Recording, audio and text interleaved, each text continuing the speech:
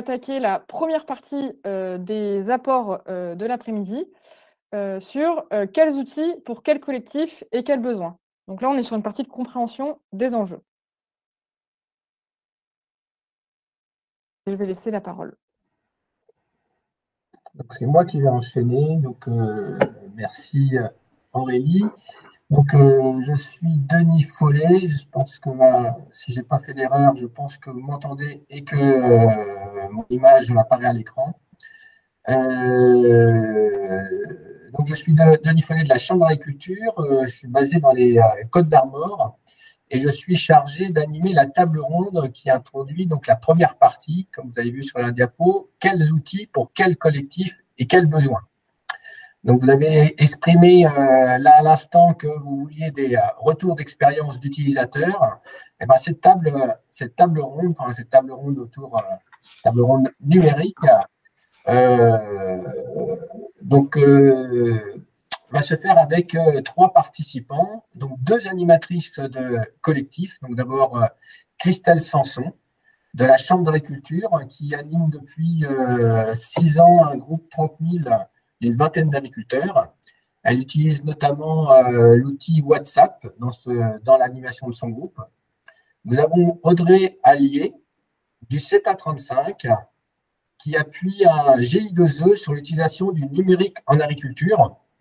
Donc, elle a expérimenté, entre autres, avec son groupe, un outil qui s'appelle Amiculteur. Et enfin, donc, Ambroise Garnier, qui est lui développeur de solutions 2.0 et qui a en particulier donc développé l'outil Amiculteur que Audrey utilise avec son groupe. Donc, nous allons commencer par poser la question suivante. Donc, d'abord peut-être à Christelle.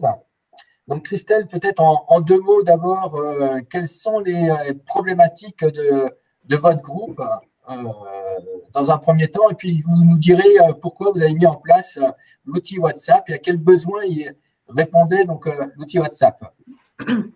À toi, Christelle. Ouais, bonjour.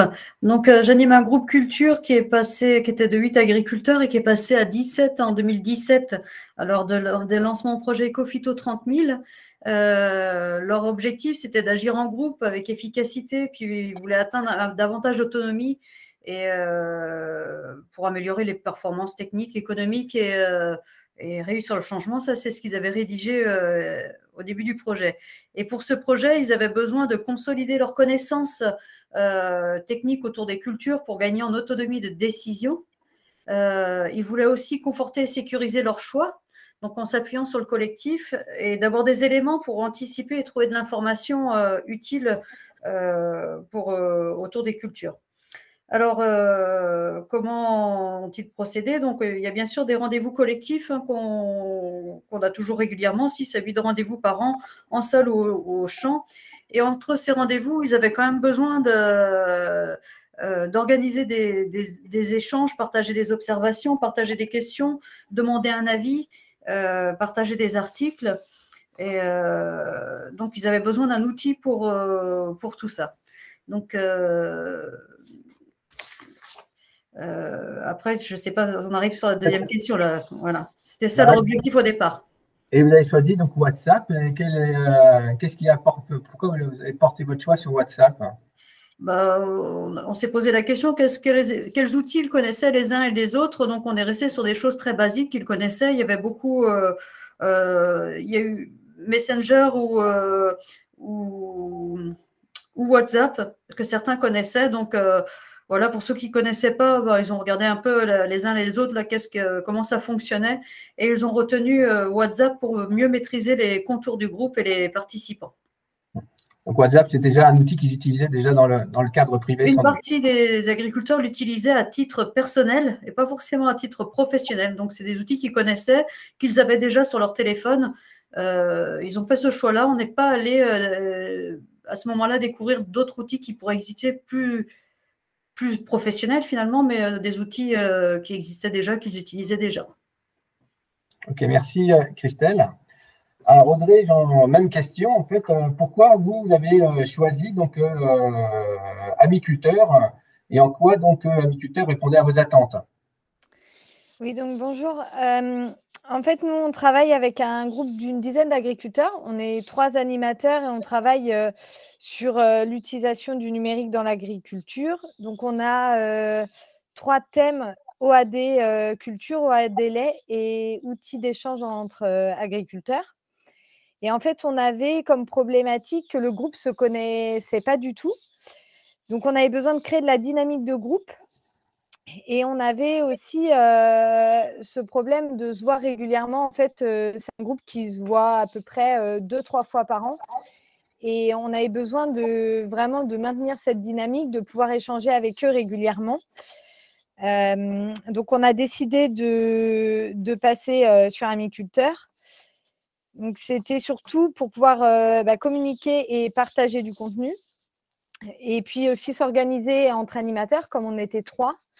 Donc pour avoir tous nos docs d'animation de groupe à disposition, pour pouvoir stocker nos comptes rendus de visite. Donc on était passé sur Amiculteur.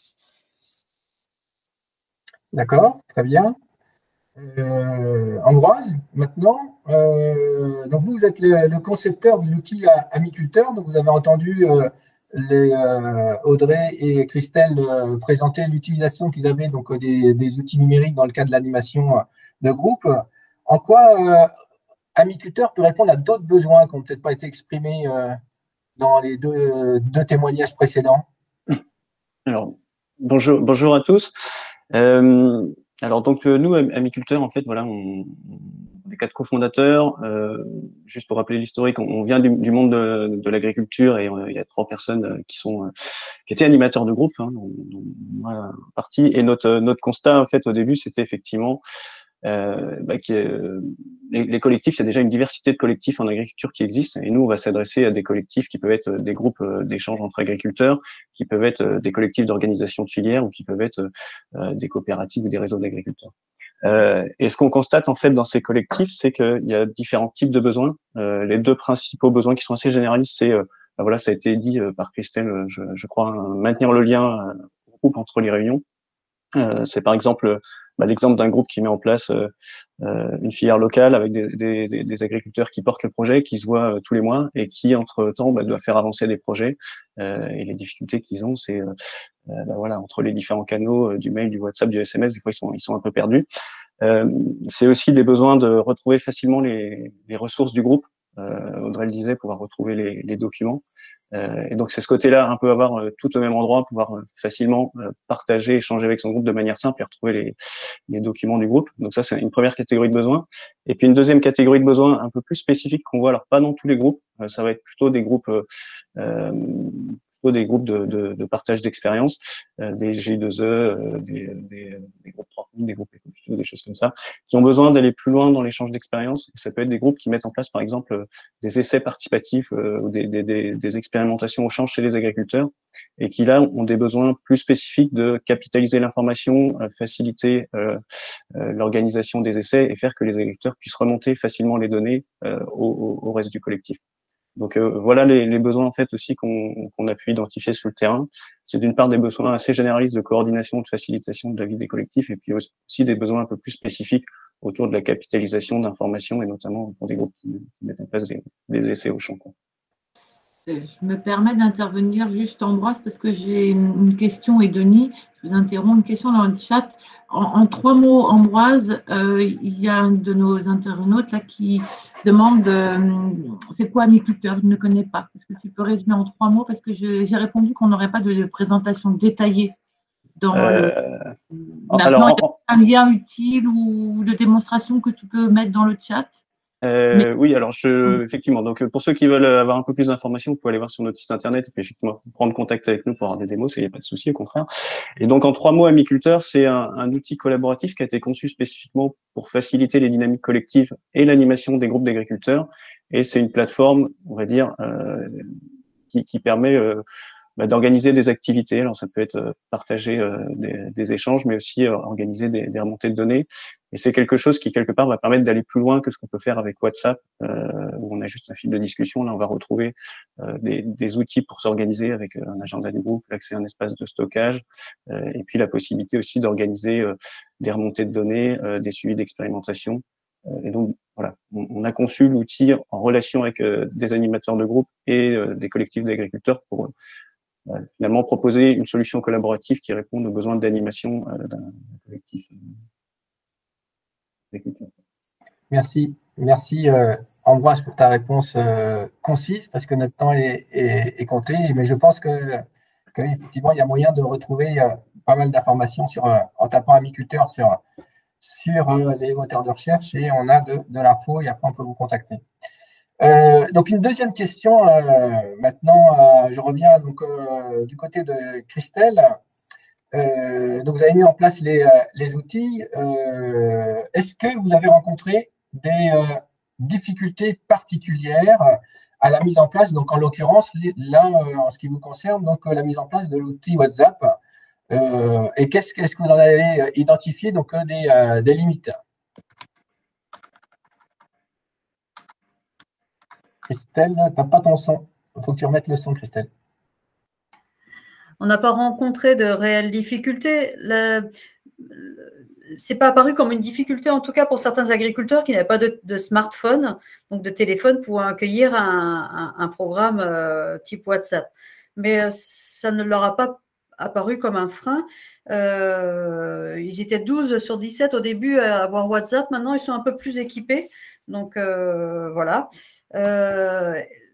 C'est très complémentaire au rendez-vous collectif, ça ne vient pas remplacer, mais on avait bien fixé les règles de fonctionnement au départ, c'est-à-dire que les échanges devaient rester dans le cadre du groupe et de la thématique agronomie et je n'ai pas eu beaucoup de rappels à faire par rapport au fait qu'ils débordent. Et comme on le fait en direct, hein, le respect d'éviter tout ce qui est jugement, aussi pour pas que et de friction aussi dans le groupe.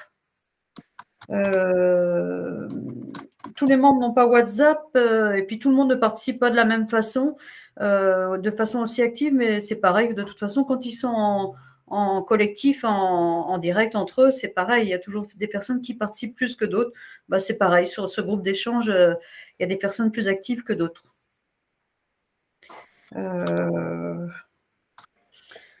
Par contre, il y en avait un qui n'avait pas WhatsApp jusqu'ici, qui a installé récemment et qui n'était pas frustré de ne pas l'avoir, mais quand il a vu les échanges qu'il y avait, il me dit ouais, quand même, c'est un bon partage et ça permet de poser les questions en direct.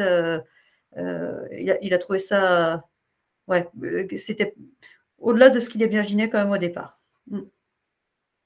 Tu disais dans ton introduction tout à l'heure que le but du groupe, c'est gagner en autonomie.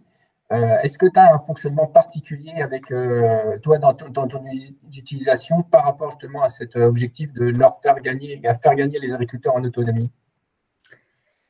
Au départ, c'est plus moi qui alimentais par mes observations, par des articles, par ce genre de choses. Et petit à petit, c'est eux qui ont pris la main sur l'outil et qui ont partagé des photos d'adventistes pour savoir essayer d'avoir une reconnaissance et puis de discuter entre eux sur comment les maîtriser. C'est des questions, voilà, de demander l'avis au groupe, c'est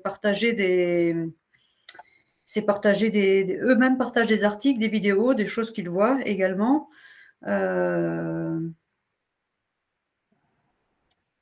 Voilà, à peu près.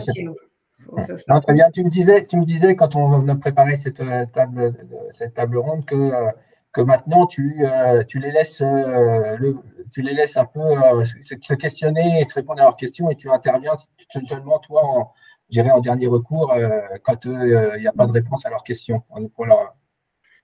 Ouais.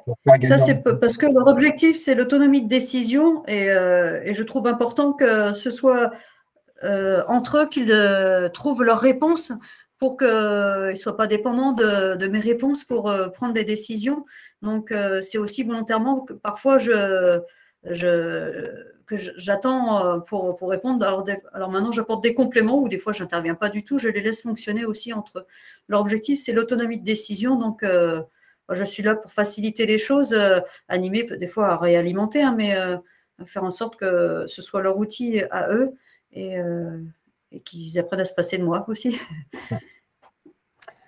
Audrey, donc toi, c'était l'outil Amiculteur. Est-ce que l'utilisation de l'outil Amiculteur a été facile ou est-ce que tu as des recommandations à nous faire ou des mises en garde à nous faire pour l'utilisation de cet outil-là?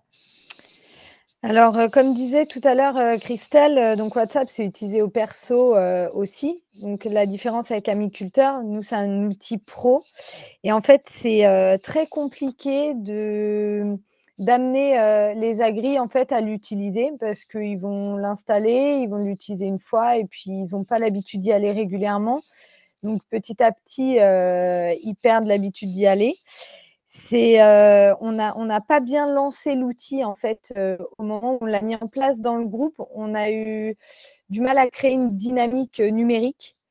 Donc les agris n'allaient pas forcément, on mettait pas de contenu régulièrement. Et comme c'est un groupe qui se connaît pas sur un thème qui est très précis, du coup ils voyaient pas trop l'intérêt d'y aller. Donc on essaye de relancer la dynamique, mais c'est vrai que si on ne fait pas le lancement comme il faut, si on ne les accompagne pas et si on ne leur donne pas l'envie d'y aller, en fait, en mettant du contenu régulièrement, eh ben, on ne rattrape pas, quoi. Nous, on a du mal, on essaye vraiment d'alimenter, de leur dire d'y aller, de leur mettre des sondages, tout ça, mais ça a du mal à prendre parce qu'on n'a pas été assez fort dès le début sur l'animation, en fait, de l'outil. D'accord. Ambroise, donc tu as entendu les deux animatrices donc s'exprimer. Vous, en tant que développeur d'outils, est-ce que vous avez identifié aussi des limites à l'utilisation de ces outils, même les outils pro, tels que vous avez développés? Quelles limites vous identifiez de votre côté? Alors, ouais, ce que je dirais, c'est qu'effectivement, Amiculteur, pour nous, c'est un outil dans la boîte à outils de l'animateur et du groupe. Hein. Et donc, comme le dit Audrey, alors il y a plusieurs éléments déjà. Donc, c'est un outil. Il faut effectivement s'assurer, comme tous les outils, que c'est un outil qui correspond aux besoins du collectif. On sait très bien que tous les collectifs n'ont pas nécessairement besoin d'Amiculteur. Il y a aussi une question de dynamique. Faut amener des outils au bon moment. On va pas, on a fait des essais, enfin le cas que Audrey évoque, et puis on a eu d'autres cas dans ce type-là, où finalement on a des groupes qui démarrent et puis on met Amiculteur avant la dynamique de groupe. Ben, l'outil va pas créer la dynamique de groupe. Donc ça c'est déjà un premier élément à avoir en tête. Par contre, dans des groupes qui fonctionnent et qui ont des besoins d'échange et qui ont des difficultés d'échange, quand on amène des outils comme Amiculteur ou d'autres outils collaboratifs, ça fonctionne bien, quoi. Ouais. Ensuite, effectivement, comme c'est un changement d'usage, ça s'accompagne, le changement d'usage. Donc la phase de lancement, elle est vraiment cruciale. Donc là, vraiment, je remercie Audrey pour son témoignage parce que c'est effectivement des choses que nous aussi on a découvertes en tant que concepteur de solutions. Au début, on s'est focalisé sur la solution. Mais en fait, ce qui est essentiel, c'est l'usage des solutions. Et donc, maintenant, on accompagne beaucoup plus fortement les animateurs et on conseille d'organiser des séquences de lancement formalisées, quoi, avec un temps de présentation de l'outil, avec un rappel des difficultés du groupe. Pourquoi est-ce qu'on propose d'utiliser Amiculteur, avec un temps d'embarquement des membres, c'est-à-dire on va utiliser en même temps en présentiel, faire s'assurer que tout le monde ait un premier usage. Et ça, c'est vrai pour tous les outils numériques, hein, ce que j'évoque là, pas nécessairement pour Amiculteur. Et puis aussi prendre le temps avec le groupe à la fin de la séquence d'usage, de prise en main, pardon, de définir les attentes d'usage. Voilà. Dans 6 mois, on est content de l'usage d'Amiculteur si. Et puis les règles de fonctionnement, quoi. Si on a d'autres outils en parallèle qui des fois peuvent faire doublon, est-ce qu'on arrête, est-ce qu'on n'arrête pas. Voilà. Et puis voilà, la dernière chose, c'est aussi effectivement c'est des compétences à acquérir pour les animateurs parce qu'on est aussi dans des changements, enfin dans une évolution de l'animation. L'idée d'Amiculteur, c'est que ce soit un outil qui soit il vient pas du tout remplacer les réunions présentielles, hein, il y aura toujours du présentiel et des échanges à distance. Et comment faire que les deux fonctionnent bien en synergie. Et donc, ça demande aussi de réfléchir au contenu. Qu'est-ce qu'on va faire en présentiel et qu'est-ce qu'on va faire sur la plateforme. Et comment la plateforme vient au service du présentiel. Et par exemple, c'est le cas sur tout ce qui est démarche d'expérimentation participative. La plateforme, elle va permettre de guider et d'accompagner la remontée des données Mais voilà, la conception de l'expérimentation, on l'a fait avec les agriculteurs, et la discussion sur les résultats, on l'a fait avec les agriculteurs. Et dans l'entre-deux, il y a des échanges avec du présentiel et du distanciel. Donc voilà, c'est ces éléments-là, effectivement, qu'on accompagne, nous, apiculteurs. C'est à la fois, on propose une solution, mais on accompagne aussi les animateurs à construire leur parcours d'animation, à utiliser l'outil pour justement dynamiser le collectif. Merci Ambroise. Donc, les outils, un outil complémentaire donc à l'animation en présentiel, mais qui ne peut pas le remplacer, si j'ai bien retenu l'expression d'Ambroise. Dernière séquence, il nous reste 5 bonnes minutes et on va refaire donc un tour d'écran avec Christelle pour commencer. Qu'est-ce que les outils ont permis donc au groupe? Quelle plus-value ça a apporté et en quoi l'usage donc des médias sociaux numériques peuvent contribuer à la transition agroécologique? Donc Christelle, peut-être pour commencer et terminer. Le terme agroécologie, c'est pas un terme qu'ils utilisent au quotidien. Je vais redire ce qu'ils ont partagé quand même et reprendre quelques verbatim d'une réunion bilan qu'on avait faite au printemps. Et ce qui a permis les transitions pour eux, ils ont bien mis en avant que WhatsApp, les échanges continus qu'ils ont eus, a fortement contribué à atteindre ces objectifs parce qu'ils ont partagé des expériences. Un exemple très concret, c'était quand certains ont commencé le désherbage mécanique, le premier qui s'est lancé a fait une vidéo, l'a partagée. Et il y a cet effet boule de neige où 2 jours après, il y en a un qui cherche une entreprise pour le faire. Et voilà, ça c'est un vecteur pour permettre à certains de se lancer, se conforter dans des décisions. Donc, là, je vais prendre des phrases telles quelles dites par des agriculteurs. Hein. C'était intéressant de partager et d'être des personnes ressources les uns pour les autres. La richesse des échanges et la complémentarité des uns vis-à-vis des autres, ça a été comme un OAD, ces échanges sur WhatsApp. Il y en a un qui a comparé ça à un outil d'aide à la décision. Et les échanges collectifs apportent beaucoup au changement individuel et amènent de la curiosité. Donc, voilà quelques phrases reprises aux agriculteurs lors de cette réunion bilan. Donc, merci. Je ne sais pas si ça répond à ta question. Oui, ça répond tout à fait. Et puis, si je peux ajouter quelque chose, puisque j'ai enquêté quelques-uns de tes éleveurs, c'est en plus donc, de l'animation de groupe, le fait d'être toujours en relation au quotidien, ça permet d'oser de s'adapter et de se remettre en cause peut-être en continu. Et c'est un plus par rapport aux réunions qu'on peut faire que 4 fois par an, par exemple. Oui. Audrey, quelle plus-value as-tu retiré donc, de l'utilisation de l'outil apiculteur dans l'animation de ton groupe? L'outil apiculteur, il a permis en fait au groupe d'avoir le même niveau d'information, même s'ils ont du mal à y aller. Ils ont accès à tous les comptes rendus de visite. Nous, au niveau de l'animation, ça nous a permis de simplifier les justificatifs aussi GI2E, parce qu'on a toutes les infos au même endroit, nos dates de réunion, on retrouve vraiment tout ce qui concerne le GI2E.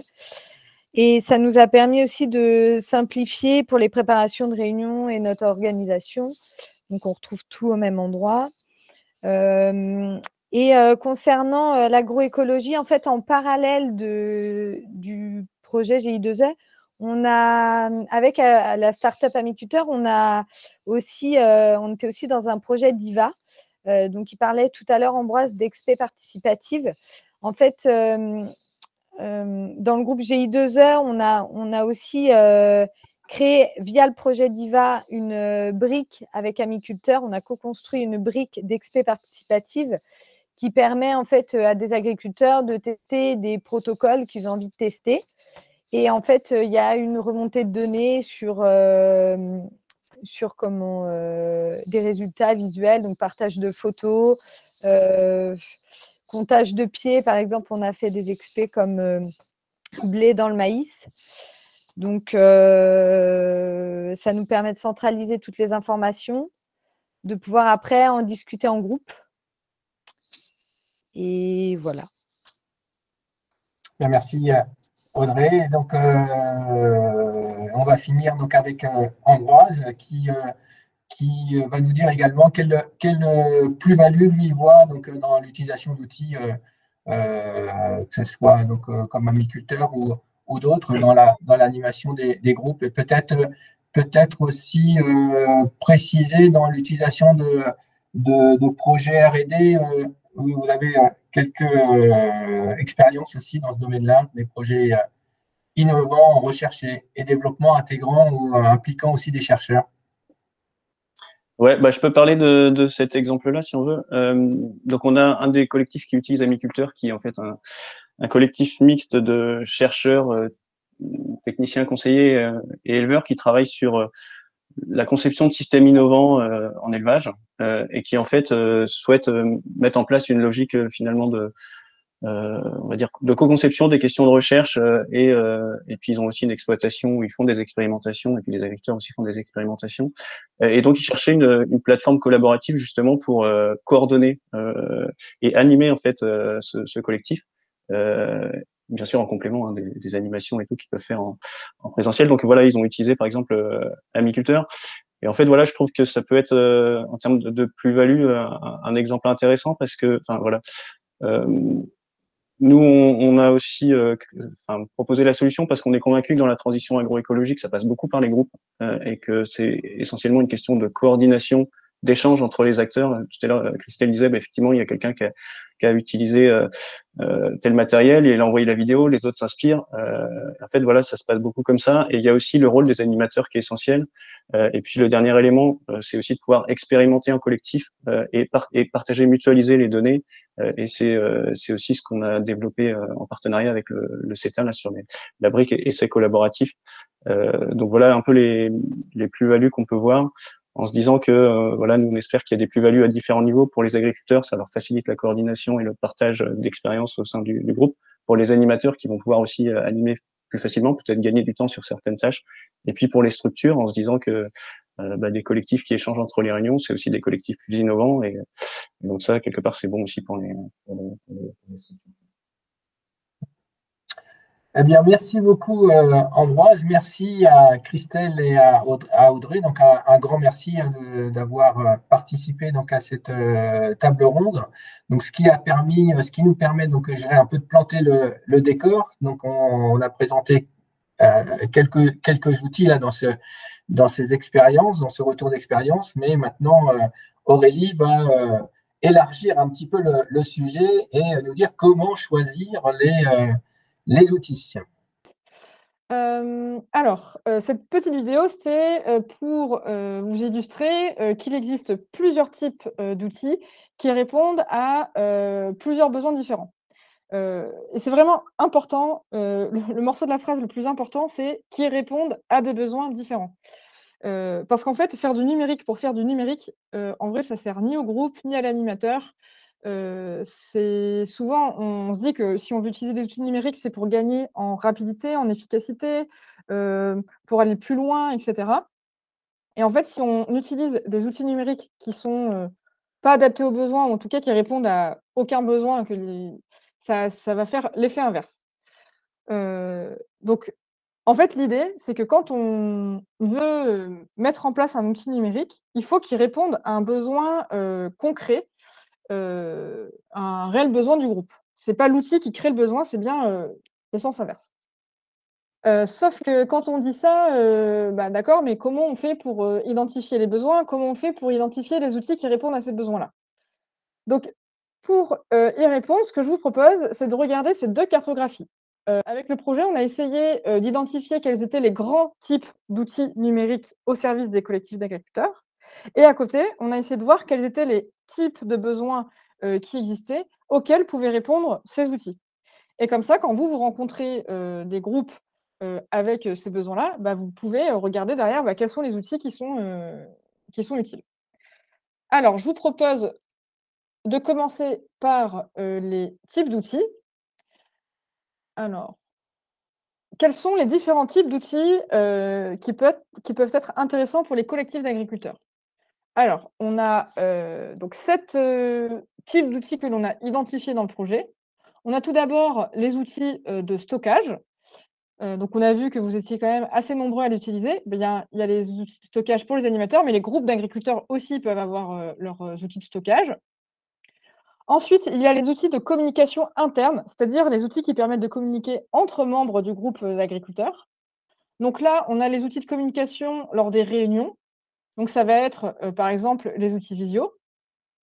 Ensuite, on a les outils d'échange qui permettent de communiquer entre les réunions. Donc par exemple, les outils d'échange instantané, où là, on va avoir des outils qui sont en lien avec les réseaux sociaux ou bien des plateformes d'échange spécifiques. On a parlé de WhatsApp, on a parlé d'Amiculteur, par exemple. Ensuite, dedans, on peut aussi ranger certains outils d'organisation interne.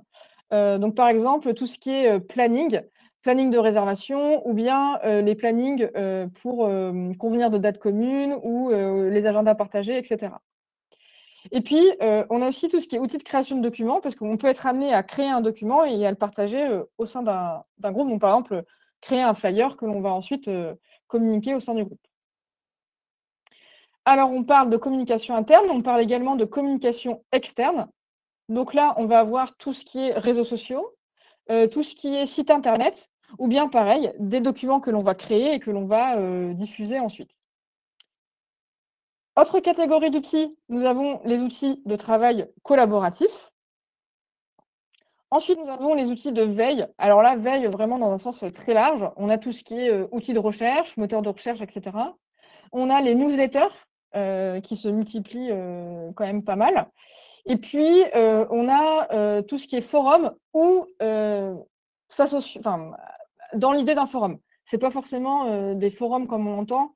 Des fois, c'est des sites qui peuvent être pas sous le même format, mais qui répondent à la même question, c'est-à-dire on pose des questions et deux participants y répondent. Ensuite, on a également les outils d'animation, avec les outils d'animation du collectif et les outils d'animation de réunion. Donc, par exemple, dans les outils d'animation de réunion, on a des choses qui peuvent se pratiquer à distance, donc par exemple Klaxoon ou autre, mais on peut aussi utiliser des outils numériques pour animer des réunions en présentiel. Des fois, on ne se le permet pas trop d'utiliser ces outils-là, alors que ça peut être très utile, par exemple, pour animer des grands groupes, pour faire des brainstorming, par exemple, en préservant l'anonymat. Par exemple, s'il y a des questions où on se doute que certaines personnes répondront plus facilement sans qu'on sache qui a répondu quoi. Enfin voilà, le numérique peut être aussi utilisé pour animer des réunions en présentiel. Des fois, on ne se l'autorise pas trop. Et puis, concernant l'animation du collectif, là, on a tout ce qui est outils de communication interne, mais du coup, on retombe ici, ou bien tout ce qui est outils d'aide à la prise de décision collective. Donc, on peut avoir des outils de brainstorming, des outils de vote, etc., qui peuvent être intéressants. Et ça peut être des outils que l'on utilise en synchrone, donc c'est-à-dire par exemple en réunion, mais aussi en asynchrone, on peut envoyer des votes par mail où les personnes vont voter quand elles ont, pas forcément en même temps, quoi. Donc voilà au niveau des outils d'animation. Et puis dernier outil, les outils de formation à distance. Donc là, on va avoir par exemple des webinaires comme aujourd'hui ou ce qu'on appelle aussi classes virtuelles. Ou alors, on a un autre type de formation à distance, ce qu'on appelle les tutos ou les MOOC. Donc là, ça va être des formations, des vidéos qui vont être faites à l'avance et que les personnes vont pouvoir regarder quand elles ont le temps, quand elles le veulent. Enfin, ce n'est pas forcément tout le monde est formé en même temps. Donc voilà au niveau des types d'outils. Donc ces outils, comme j'ai dit tout à l'heure, l'idée, c'est qu'ils répondent à des besoins existants. Ils ne sont pas là pour créer du besoin. S'il n'y a pas besoin d'outils, il n'y a pas besoin d'outils. Du coup, la question, ça va être à quels besoins ces outils peuvent répondre, en quoi ils peuvent être concrètement utiles pour les agriculteurs. En sachant que quand il y a un agriculteur qui vous sollicite, il arrive rarement vers vous en vous disant « j'ai besoin d'un WhatsApp avec tant de participants » ou « j'ai besoin d'un agriculteur avec 3 discussions ». En général, ce n'est pas des besoins qui sont clairement en lien avec le numérique. C'est plutôt des besoins plus concrets en lien avec soit l'activité de groupe, soit la production agricole, etc. Donc, plus précisément, on a identifié 6 grands types de besoins. Donc, les agriculteurs et agricultrices, ils ont besoin de se former. Ils ont besoin de communiquer vers l'extérieur, notamment pour promouvoir des actions. Donc là, ils ont besoin de créer des documents et puis trouver des canaux de diffusion. Ensuite, ils ont besoin de gérer le collectif. Alors, gérer le collectif, ça peut paraître un peu vague, mais dedans, on y met prendre des décisions collectivement. Ils ont besoin d'échanger avec les autres membres du collectif, à distance, en complément des réunions en présentiel. Ensuite, ils ont besoin de créer des documents et ils ont besoin de stocker et mutualiser ces documents-là. Ensuite, ils ont aussi parfois besoin d'avancer sur un projet collectif. Alors là, le projet collectif, c'est quoi la différence entre gérer le groupe et avancer sur un projet collectif? Souvent, un projet collectif, c'est vraiment quelque chose de précis, qui va concerner, pas forcément l'ensemble du groupe, ça peut concerner qu'une partie du groupe. C'est souvent, limité dans le temps, par exemple un projet, de 3 ans ou en tout cas, le projet, d'investissement. En fait, on va préparer l'investissement, on va faire les études, pour et si ça marche, on va le faire et puis une fois que c'est fait, bah, là, on n'est plus sur le projet, ça y est, on passe dans une autre étape et du coup, voilà, c'est un peu limité dans le temps avec des objectifs, une mise en œuvre, et cetera. Donc là, il peut y avoir des besoins aussi, précis. Donc on a besoin de prendre des décisions, on a besoin d'avoir des échanges à distance en complément des réunions. On a besoin aussi d'échanger très rapidement avec ses pairs. Donc, par exemple, quand on teste, quand on met en place des légumineuses fourragères, c'est une nouvelle pratique, on a besoin de se faire la main et cetera. On va mettre en place des essais, bah, on a peut-être besoin, d'envoyer quelquefois des photos ou des retours, aux autres membres du collectif et avoir des retours, assez rapides. Quand on a une difficulté, une question, bah, si on doit attendre la réunion qui a lieu dans 3 mois, bah, des fois c'est trop tard, donc on a besoin d'interagir instantanément. Ensuite, de manière générale, on a besoin d'alimenter et structurer la réflexion. Donc ça, c'est pour créer, en fait, pour monter le projet et voilà. Et une fois qu'on a, créé ça, on a besoin de définir, mettre en place et suivre des actions tout au long de ce projet-là. Et enfin, on a besoin de stocker, mutualiser des documents. Alors, on a besoin également de se tenir informé ou bien de chercher l'information. Information, ça peut être avoir un conseil, une fiche, technique ou bien aller chercher de l'expertise, via un expert ou un conseiller. Ou ça peut être aussi aller chercher des témoignages d'autres agriculteurs et d'autres agricultrices. Voilà au niveau, des besoins. Donc pour cette partie-là, l'idée, c'était vraiment de vous montrer qu'il y a vraiment une énorme panoplie d'outils possibles et que, derrière, ça peut répondre à, plein de besoins différents. Et tout à l'heure, dans la deuxième partie du webinaire, on verra, bah, justement comment on arrive à décrypter ce besoin. Ensuite, une fois qu'on l'a décrypté, comment on choisit l'outil et une fois qu'on l'a choisi, comment on le met en place. Donc ça, c'est vraiment la deuxième partie du webinaire. Entre-temps, là, on vous a montré tout ce qui existe, mais on n'est pas non plus là pour, dire que les outils numériques, c'est complètement magique, il y a 0 défaut et cetera. Il y a quand même des points d'attention quand on veut se lancer sur le numérique. Et ce que je vous propose, c'est de passer justement à cette séquence-là, avec un brainstorming. En gros, je voudrais vous poser la question, selon vous, ou d'après votre expérience, avec vous, les outils que vous avez utilisés, vous êtes quand même la majorité à en utiliser. Pour vous, c'est quoi les avantages de ces outils-là? En quoi c'est bien d'aller vers ces outils quand on est un groupe d'agriculteurs? Et à l'inverse, quels sont les inconvénients, ou du moins les freins? Qu'est-ce que ces outils ne peuvent pas faire? Qu'est-ce qui ne marche pas? Ou qu'est-ce qu'il faut faire attention? Tout à l'heure, dans la table ronde, on a eu des points qui ont été soulevés. Peut-être que vous en avez d'autres. Donc voilà. Donc pour ce faire, comment on va faire ça? Ce que je vous propose, c'est qu'on retravaille sur, Klaxoon. Alors là, je vous demande de rester sur l'écran pour que je vous montre comment on va s'y prendre. Donc, je vais vous partager ce tableau blanc. Donc, vous allez envoyer un post-it vert pour mettre les avantages des outils numériques et un post-it rouge pour mettre ce qui me manque ou ce qui ne marche pas avec les outils numériques. Donc, par exemple, je veux dire que les outils numériques, ça permet d'aller plus vite.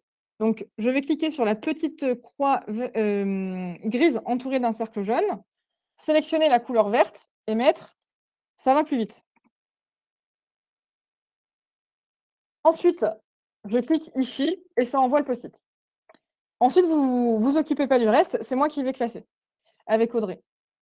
Par contre, les outils numériques, pour vous, ça va plus vite, mais c'est super dur à prendre en main.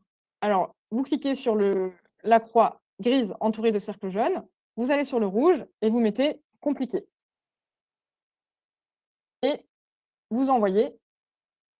Et vous continuez comme ça pendant 10 minutes. 10 minutes, vous envoyez pour vous tout ce qui marche bien avec les outils numériques. En rouge, tout ce qui ne marche pas bien avec les outils numériques. Alors, pour ça, soit vous retournez sur l'onglet Klaxoon que vous n'avez pas fermé, et pour ceux qui nous rejoindraient en cours de route, vous avez le lien dans le chat. Vous cliquez sur le bouton jaune « Participer » et je vous laisse brainstormer jusqu'à 15h20.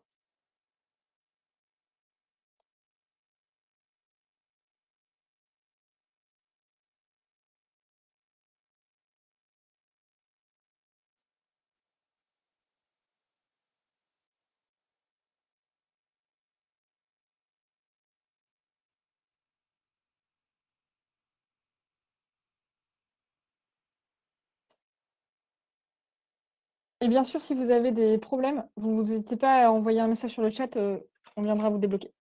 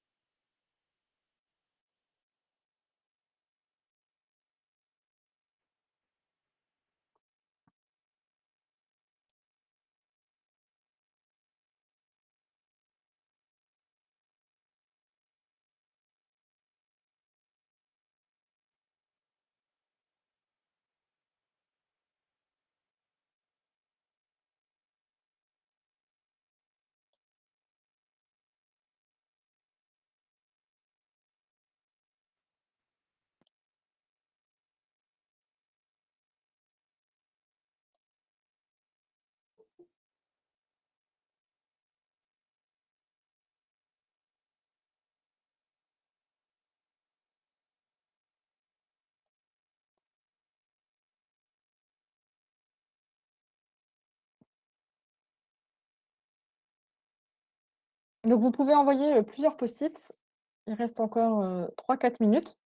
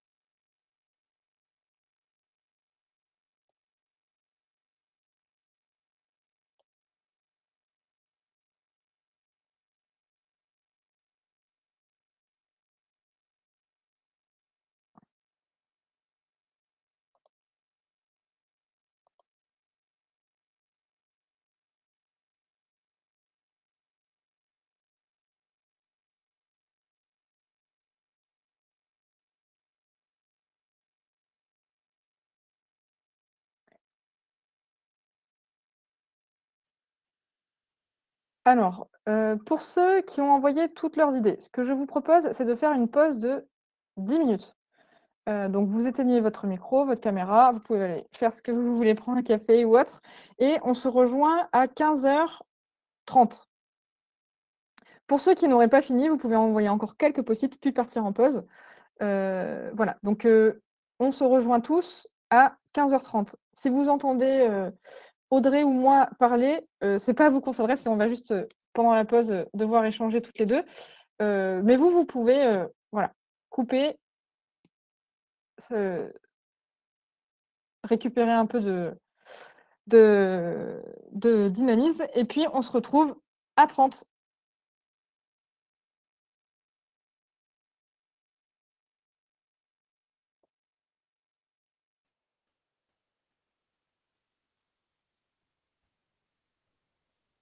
Du coup, Audrey, si tu veux, je change l'option du board et je mets en libre.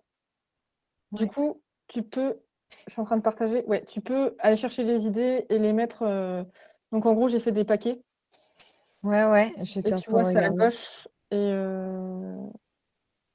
Ok, voilà. par contre. Alors, c'est pas forcément facile, hein. C'est si tu t'en sors. Hein. Ouais, mais c'est bizarre, je vois pas les post-it, moi, qui arrivent. Ah oui, c'est à ta gauche, là, 71 idées. Ah non, mais j'ai pas. Actualise. Bah, j'ai fait, mais. Eh bien, attends, c'est quoi? Je vais te mettre tous les post-it là, à droite. Comme ça, tu pourras les bouger. Voilà, je t'en ai mis plein à droite. Tu les Ok. vois arriver? Ouais, Voilà. mais je peux pas les bouger. Ah oui, je sais pourquoi. Tu vois, en bas, tu vois là ce que je pointe ou pas? Déplacer, ouais. Voilà, tu cliques, il faut qu'il y ait Ok. écrit mes idées et normalement, c'est bon. Ouais, c'est bon. Ok. À tout de suite. Ouais, Et tu me dis quand tu as des questions. ça marche.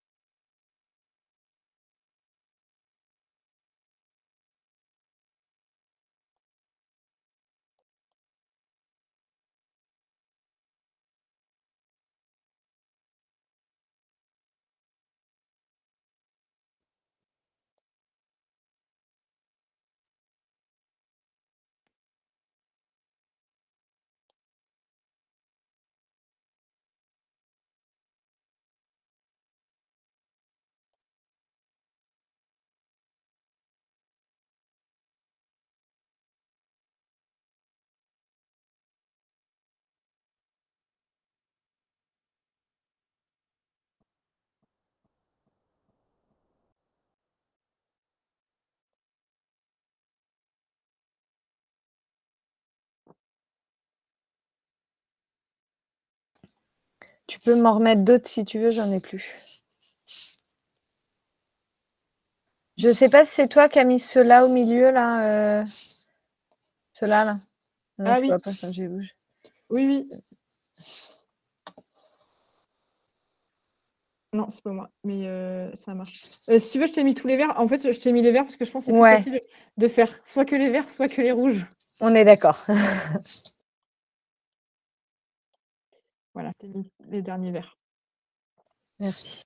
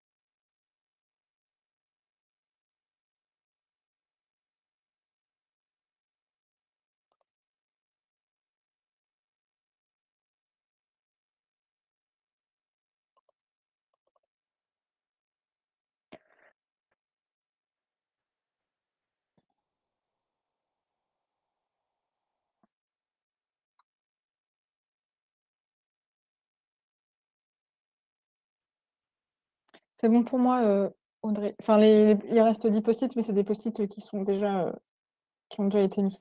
Ouais. J'ai des choses où je ne sais pas trop où mettre ça. C'est où? Les animateurs identifient de nouveaux besoins et permettent de mettre en place de nouvelles actions. C'est le... Non, descends, là. Ah oui, alors, tac. Tac, je vais le mettre là. Il y avait quoi d'autre? Bah, au pire, tu me diras si je l'ai oublié, enfin, si tu vois dans le débrief que ça ressort pas. Ouais, ça marche. Merci Audrey. De rien. Alors ça y est, il est 30, il est temps de revenir parmi nous. La pause est finie. Vos caméras, c'est ça? Et d'allumer vos caméras peut-être, pour être sûr.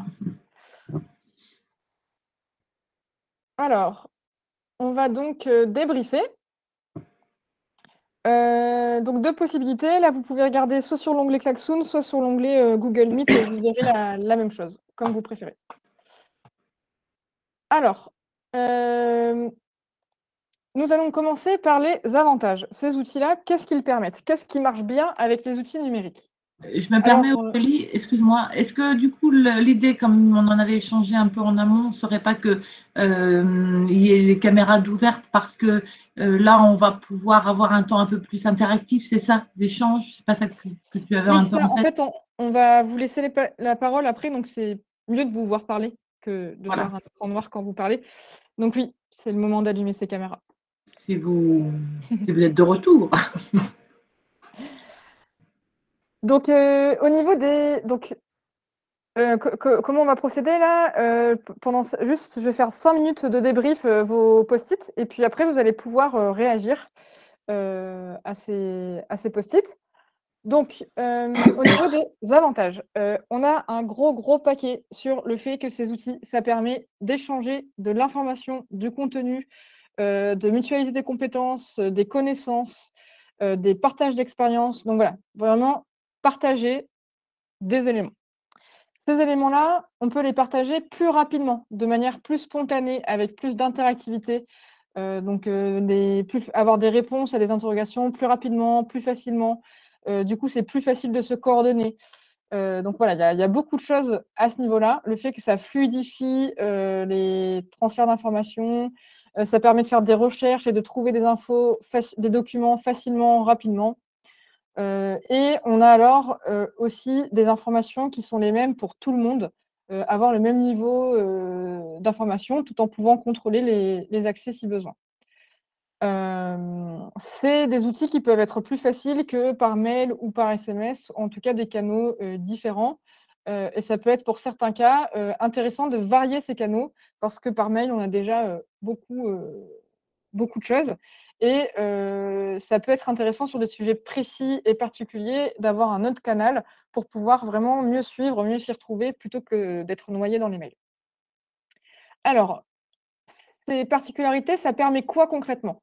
Ça permet de plus échanger, plus fréquemment, plus facilement, avoir moins peur de poser des questions, de créer des nouvelles relations entre pairs. Ça permet de rendre ces échanges transparents, ça fait gagner du temps. Donc vraiment, il y a sur les échanges qui sont quand même au cœur des dynamiques collectives, donc au cœur de nos sujets aujourd'hui. Donc il y a cette partie-là. Ça permet aussi d'aborder des questions techniques et des questions plus précises. Derrière, pour les animateurs, ça les aide à identifier des nouveaux besoins et du coup, c'est intéressant pour pouvoir mettre en place de nouvelles actions en dehors en fait des opportunités habituelles pour identifier ces besoins. Donc par exemple, des réunions de groupe habituelles, ces outils-là, c'est un autre moyen d'identifier des besoins et d'y répondre. Ça permet aussi de gagner du temps en évitant de se déplacer. Les visios, les échanges instantanés, voilà, ça peut être en complément des réunions présentielles. Et puis, le fait d'avoir de créer tout ça, plus concrètement, au niveau de la finalité, qu'est-ce que ça permet plus directement? Ça permet de maintenir du dynamisme dans le collectif. Donc là, il y a vraiment beaucoup de parties sur cette question de dynamique, créer de la dynamique, la maintenir, ajouter de la dynamique, etc. Pourquoi? Parce qu'en fait, on peut avoir des choses un peu plus ludiques, plus fun, c'est plus interactif, plus intuitif et du coup, ça favorise aussi, la participation du collectif dans les échanges, dans la vie du groupe et donc, de manière générale, ça tire le dynamisme vers le haut. Ça donne envie d'avancer ensemble, ça amène de la curiosité, ça permet de garder du lien entre les rencontres, ça permet de stocker des informations et de donc construire la mémoire du collectif. Ça permet d'avoir, un seul support par projet. Ça permet aussi de rendre les agriculteurs plus autonomes, moins dépendants de l'animateur. Donc en gros, plutôt que de toujours appeler l'animateur, bah, en fait, là, il y a des choses qui sont mutualisées. Les agriculteurs peuvent trouver, directement, les éléments, et être plus autonomes. Et un des avantages, c'est que, avec, la transition numérique accélérée, on a de plus en plus d'outils qui sont abordables, soit gratuits, soit à faible coût. Voilà au niveau des avantages. Par contre, au niveau des freins, parce que tout n'est pas parfait, donc on a des freins plutôt logistiques. Donc dans les freins logistiques, c'est que certains outils ont besoin d'une connexion en permanence et c'est problématique dans certaines zones. Il y a des inégalités d'accessibilité au réseau. Donc ça, c'est vraiment le premier problème logistique. Ensuite, dans les problèmes logistiques, il y a les équipements des agriculteurs, enfin des utilisateurs. Il y en a certains qui manquent d'équipements ou qui ont des outils pas adaptés. Par exemple, tout le monde n'est pas sur smartphone, donc si on veut une solution sur smartphone, ce n'est peut-être pas l'idéal. Ensuite, au niveau logistique, ça peut planter. Et ça, par exemple, là, on a un outil Klaxoon pour animer cette réunion-là. Et des fois, on peut se dire que, bah oui, mais le problème, c'est que si Klaxoon plante, bah voilà, ma réunion, elle est fichue, je ne peux pas faire. Voilà, je préfère faire un truc sur post-it, au moins, je suis sûre que ça ne plantera pas. Donc voilà, ça peut être un inconvénient. En sachant qu'on pourra en parler tout à l'heure, c'est pas forcément si grave que les choses plantent, ça ne fait pas tout foirer. Des fois, on prend juste 2 minutes pour relancer par exemple, voilà, sur Klaxoon, il y a peut-être quelqu'un qui a eu du mal à se connecter tout à l'heure. Ça a pris 1 minute à se remettre dedans et à solutionner le problème. Et au final, la réunion, elle n'a pas été gâchée pour autant. Donc voilà, c'est un inconvénient, mais à s'interroger sur cet inconvénient. Ensuite, donc ça plante parfois. Donc ça, c'était plutôt les freins matériels, logistiques. Il y a aussi des freins humains. Donc par exemple, le fait que tous les agriculteurs ne sont pas à l'aise sur des outils, voire ne veulent pas forcément aller sur de l'outil. Il y en a qui ont peur, mais il y en a aussi qui sont complètement réfractaires. Et du coup, le fait que dans certains groupes, il y ait des agriculteurs qui soient très demandeurs d'outils, des agriculteurs qui soient très à l'aise et d'autres qui sont très réfractaires et pas du tout à l'aise dessus, ben, on a des groupes qui peuvent avoir 2 vitesses. On va augmenter la fracture numérique et puis on va créer des groupes, des fois un peu des sous-groupes dans le groupe. Donc la question c'est, est-ce que c'est inévitable? Et si ce n'est pas le cas, bah, comment on limite ces effets négatifs des outils numériques sur le groupe, pour justement ne pas impacter la dynamique collective? De manière générale, il faut que le groupe s'approprie l'outil, ça prend du temps, de l'énergie. Il y a besoin d'une dynamique importante collective pour que l'outil soit vraiment utilisé.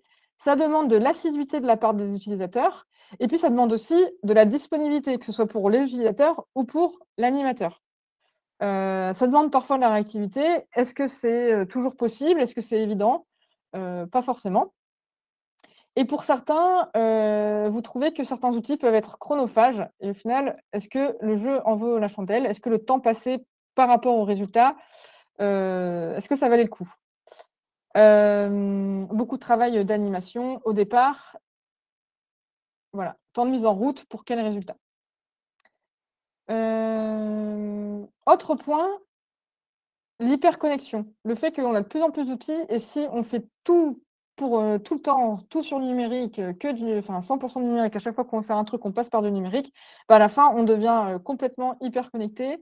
Qui plus est, avec la connexion, bah, on peut recevoir, les messages à toute heure, de la journée, voire de la nuit. Donc il y a quelqu'un qui souligne le droit à la déconnexion des éleveurs, qui reçoivent trop d'infos, qui sont trop sursollicités. Ensuite, il y a plein de supports qui se multiplient, les canaux, etc., les mots de passe. Ça devient de plus en plus difficile à gérer d'avoir toute cette multitude d'outils. Quelque part, plus on va sur les outils numériques, plus on se questionne sur la cohérence de notre écosystème numérique. Donc, en gros, est-ce que je ne peux pas avoir des liens entre les outils plutôt que 14 000 mots de passe différents, 10 liens différents, etc. Donc, il y a la question de la connexion et du foisonnement de ces outils. Ensuite, là, il y avait des questions sur certains outils précis. Le fait que certains sont peu souples, qu'il y a besoin d'autres outils complémentaires, etc. Là, en fait, si je pouvais regrouper ça, c'est comment on choisit des fois, le fait qu'on choisit des fois des outils qui ne sont pas 100% adaptés au fonctionnement du groupe ou aux besoins. Et on y répondra tout à l'heure. Puis après, là, quelques questionnements. Quel est l'impact écologique des outils numériques? Est-ce qu'il y a des bonnes pratiques à avoir pour limiter cet impact écologique? C'est quoi l'ordre de grandeur, etc. C'est plutôt une question qui est posée. La question de la maîtrise des différents outils, que ce soit pour les animateurs ou pour le membre du collectif. La difficulté à stocker et retrouver des informations. Et puis après, il y avait une question sur est-ce que ces outils permettent ou non d'aborder l'approche globale d'une ferme?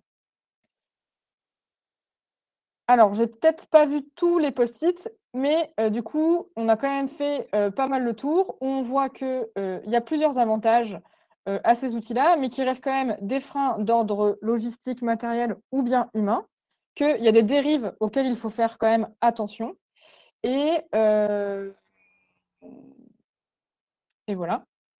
Et oui, et un point important, c'est que vu ce que vous ressortez, en fait, là, ce qu'on voit vraiment clairement, c'est que le numérique, il y a des avantages, mais il ne peut pas effacer, supprimer, remplacer le présentiel, l'humain, des choses que l'on fait, qu'on faisait avant. Le numérique, il est plus là en complément qu'en remplacement. Il permet d'être plus efficace, etc., mais il ne remplace pas tout. Je ne comprends pas trop de post-it, comment aborder l'approche globale d'une ferme.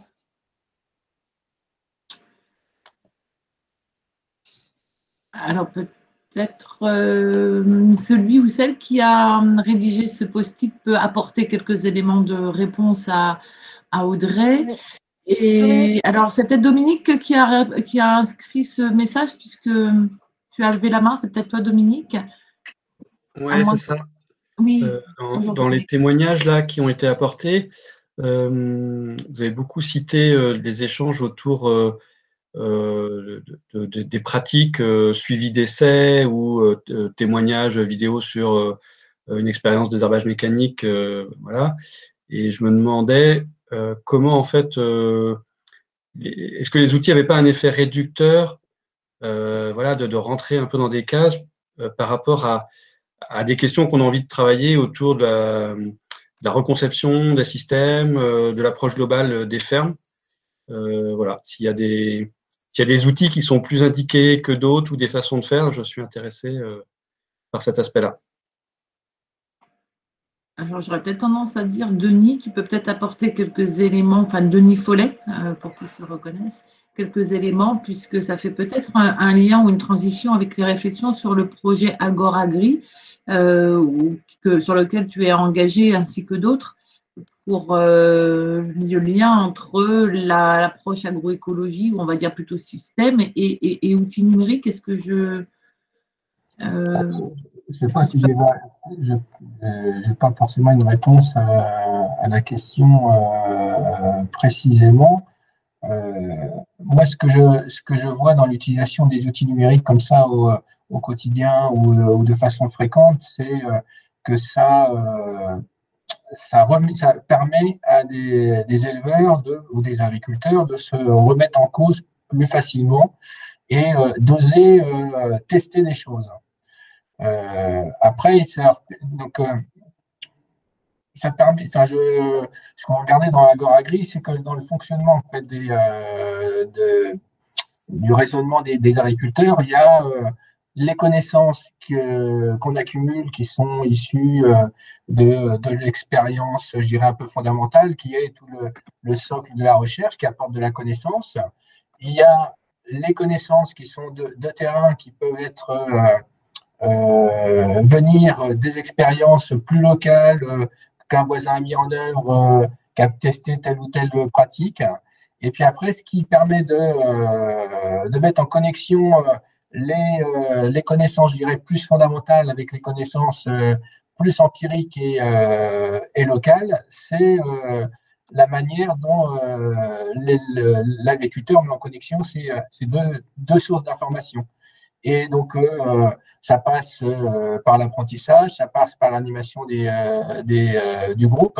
Et je pense que cette approche globale, elle vient de cette capacité à chacun de pouvoir connecter d'un côté l'expérience fondamentale avec les expériences plus locales, quoi.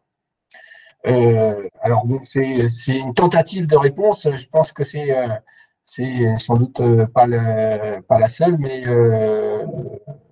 voilà, enfin, ce que je peux faire comme réponse. Après, je pense qu'il y a sans doute d'autres autour de la table qui ont des avis aussi et des réponses à donner donc, à cette question. Ouais, je voulais compléter par rapport à ça. C'est vrai que faut pas attendre du numérique qui puisse répondre à toutes les questions, mais via ces échanges, parfois d'une question de détail par d'autres questions plus globales. Et moi, j'ai trouvé intéressant parce que ça a permis de concevoir d'autres sujets de rencontres lors des collectifs et ça alimente les rencontres collectives après où on va pouvoir aborder ces approches plus globales de reconception de système.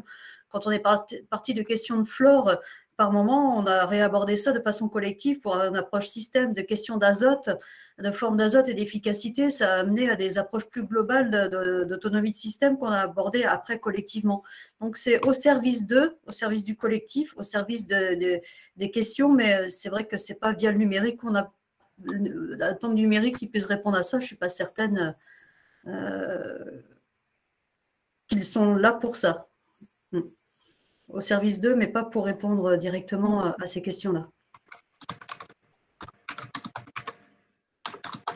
Est-ce que Dominique, ça apporte quelques éléments de complément à ton questionnement? Ouais, ça reste une interrogation pour moi sur la manière d'avancer sur cette approche-là. Et qu'est-ce que tu y mettrais, toi, derrière ça?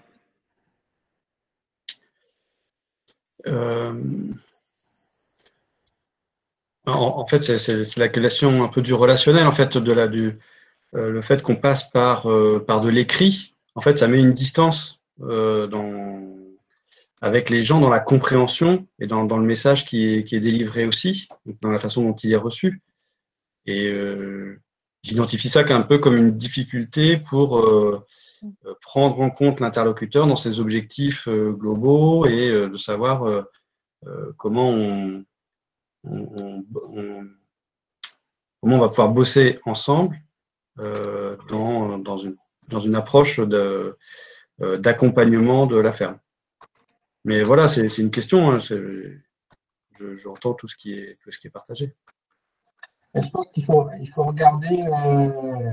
Donc là, on est aujourd'hui, le périmètre est autour de l'animation des collectifs, mais l'agriculteur, il n'est pas uniquement dans ce collectif-là.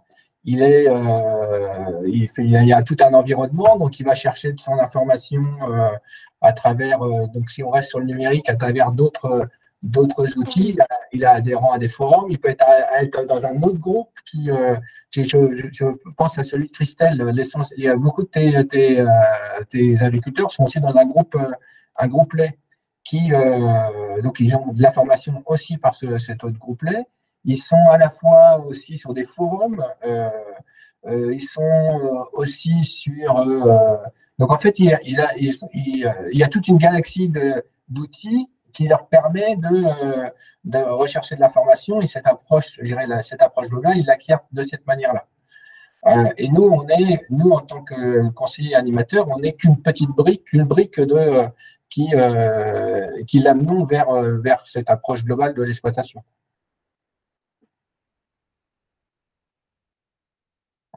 Et si je peux rajouter aussi, par rapport à la remarque, il y a que, le fait de passer par écrit, je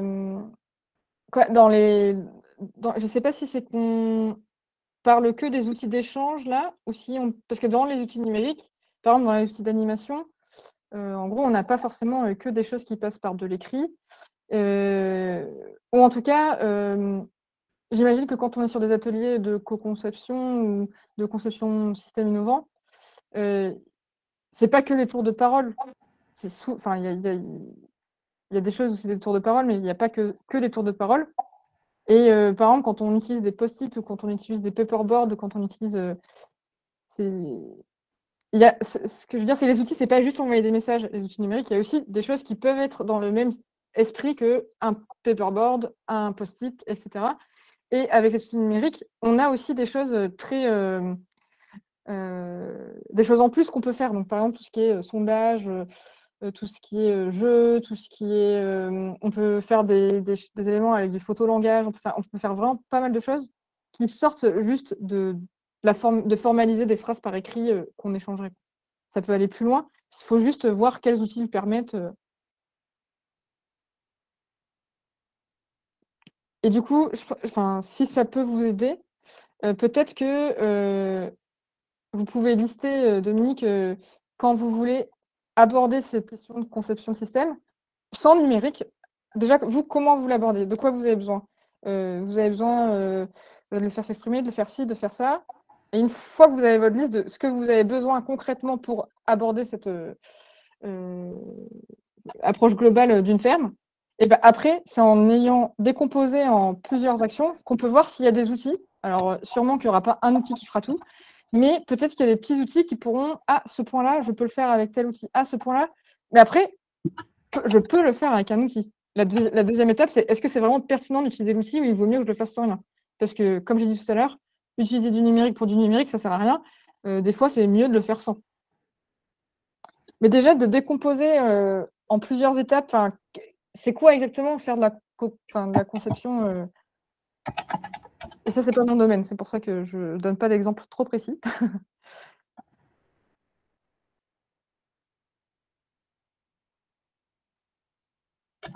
Est-ce qu'il y a d'autres réactions ou questions? Anne, je vois que tu parles, mais tu n'as pas ton micro. Oui, non, je viens de commencer, pardon.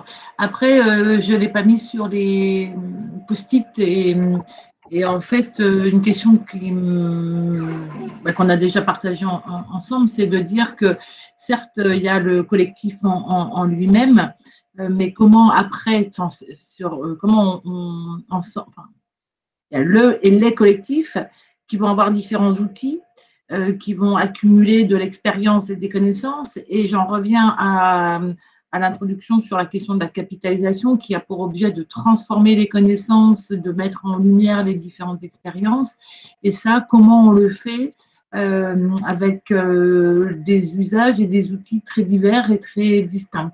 C'est-à-dire que, voilà, après, je ne sais pas s'il faut une harmonisation des différents outils, peut-être des pratiques. Voilà, pour moi, c'est les nœuds. Enfin, en gros, comment après, toutes ces connaissances et expériences viennent s'agréger et comment on donne à voir à tout à chacun. Aujourd'hui, je ne sais pas faire. Je pense qu'il n'y a pas d'outil miracle pour ça.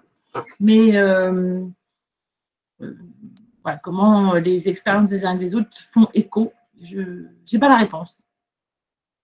Eh bien, si ça vous va, on peut passer à la suite. En tout cas, ces questionnements, ils sont notés pour les suites de nos travaux. Enfin, c'est enregistré.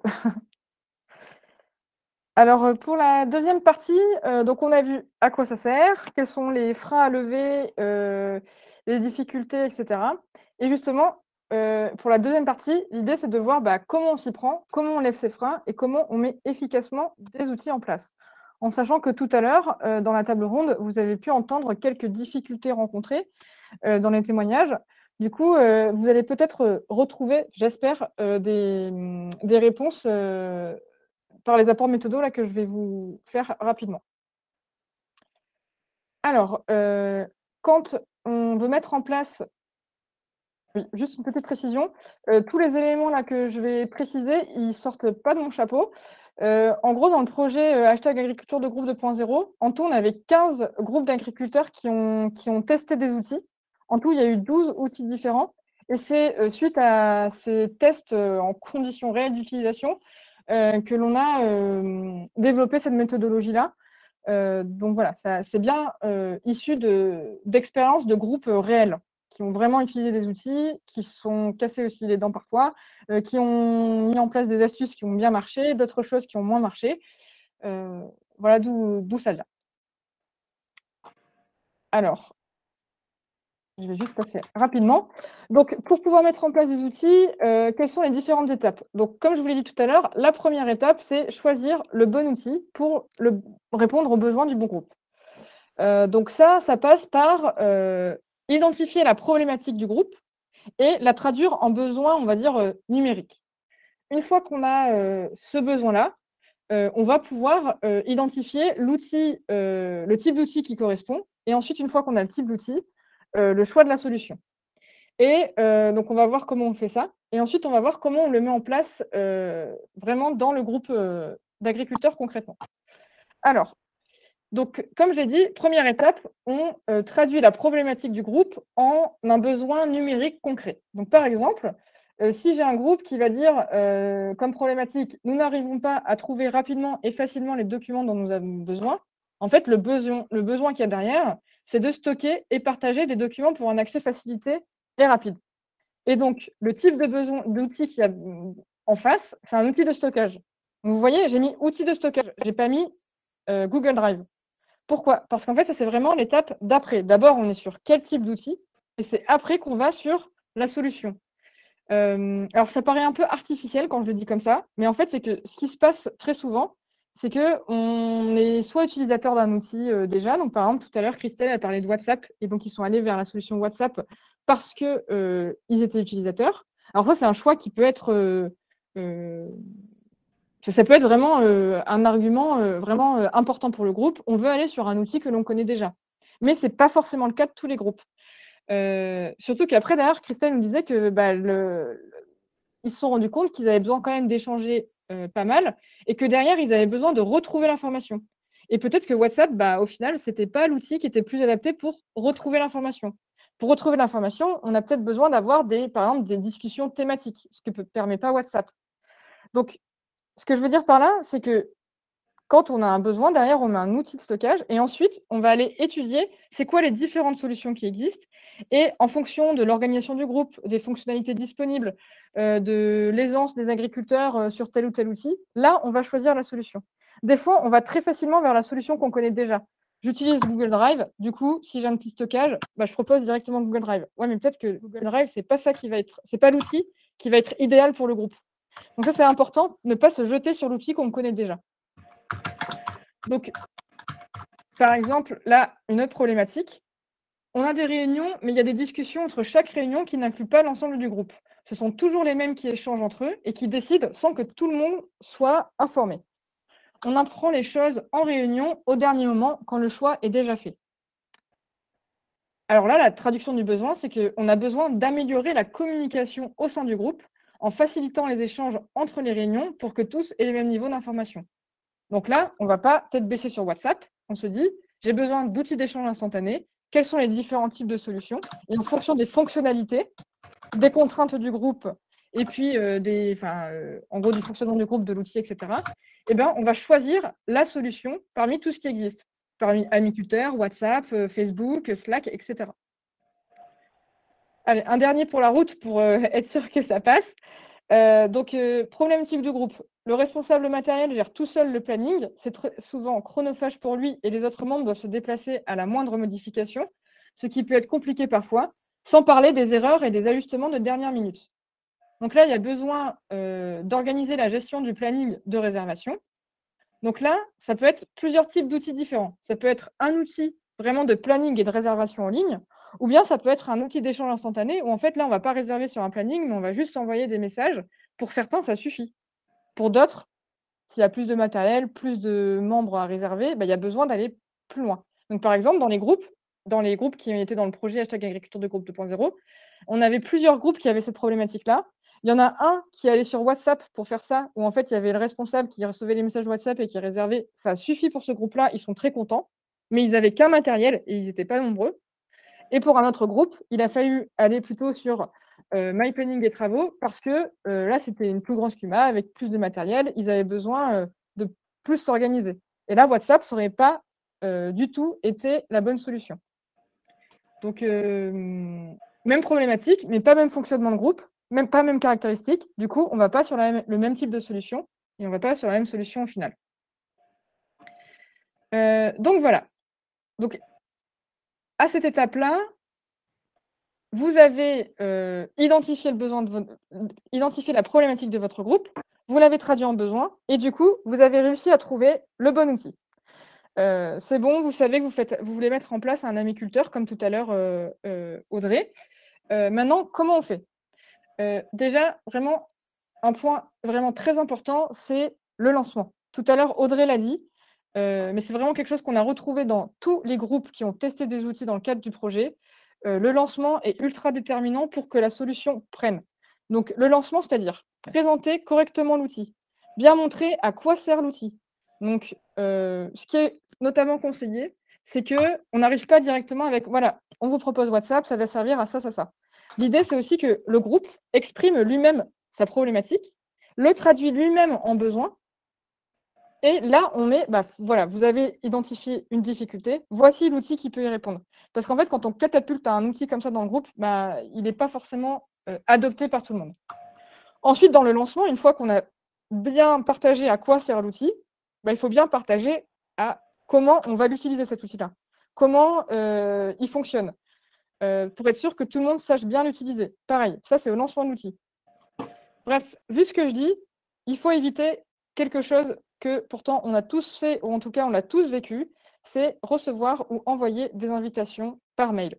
Vous voulez, on va se mettre à tel outil, tenez, vous cliquez sur le lien et c'est bon, vous êtes sur l'outil.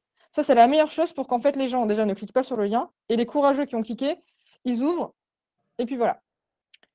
Il faut vraiment être en présentiel, mettre en place l'outil, vérifier que tout le monde l'a sur son ordinateur, tout le monde l'a sur son smartphone, regarder que tout le monde sait bien l'utiliser, et ensuite, chacun peut partir de son côté et être autonome. Ensuite, on a besoin d'un accompagnement au démarrage déterminant. Je ne sais plus si c'est Christelle, oui, c'est Christelle qui disait ça tout à l'heure. Au début, c'était elle qui envoyait beaucoup de messages, et petit à petit, ce sont été les agriculteurs qui, au fur et à mesure, ont envoyé des messages, et aujourd'hui, elle n'en envoie plus. L'accompagnement au démarrage, il est vraiment déterminant. Important aussi, c'est que les objectifs d'utilisation et les règles de fonctionnement soient partagés au début, mais aussi régulièrement dans le suivi de l'outil. On le fait lors du lancement de l'outil WhatsApp, par exemple. Et imaginons, on a une réunion 6 mois après, et on met à l'ordre du jour un point très rapide de 10 minutes. Bon, je vois que tout le monde est sur WhatsApp, est-ce que ça se passe bien? Il n'y a pas de difficulté? Est-ce qu'il y a des règles à ajouter vu comment ça se passe? Voilà, c'est des choses qui peuvent évoluer, mais c'est important de les partager. Et enfin, donc, un suivi régulier avant l'autonomie. Quand on a lancé un outil, on essaye au début d'y revenir assez régulièrement jusqu'à ce qu'on n'en ait plus besoin. Parce que des fois, il peut y avoir des difficultés. Et souvent, dans le numérique, quand il y a une difficulté rencontrée, l'agriculteur ne le dit pas forcément, juste il arrête d'utiliser l'outil. Voilà. C'est dommage d'en arriver là si l'outil peut vraiment répondre aux besoins. Et des fois, il y a d'autres raisons, l'outil n'est pas adapté, on arrête. Il ne faut pas non plus être borné sur un outil. Mais des fois, c'est juste un coup de pouce aurait suffi pour que l'outil soit vraiment utilisé et réponde aux besoins. Bref, sur ce, je vous ai dit plein de choses. C'est compliqué de tout vous donner en une après-midi. Mais rassurez-vous, il y a quelque chose qui est à votre disposition. C'est une banque de ressources que l'on a créée dans le projet. Donc, je vais vous mettre le lien tout à l'heure dans le chat. En fait, c'est sur un Trello. Donc, vous avez des colonnes et dans chaque colonne, vous avez une catégorie de ressources. Donc, par exemple, ici, vous avez dans la première colonne plein de ressources qui vous montrent un peu c'est quoi les intérêts des outils numériques pour les collectifs d'agriculteurs. Vous avez notamment une fiche et la vidéo que vous avez vue tout à l'heure. Cette vidéo, vous pouvez par exemple l'utiliser pour le montrer à un groupe d'agriculteurs que vous voudrez sonder sur les outils numériques ou lancer, je ne sais pas, un WhatsApp.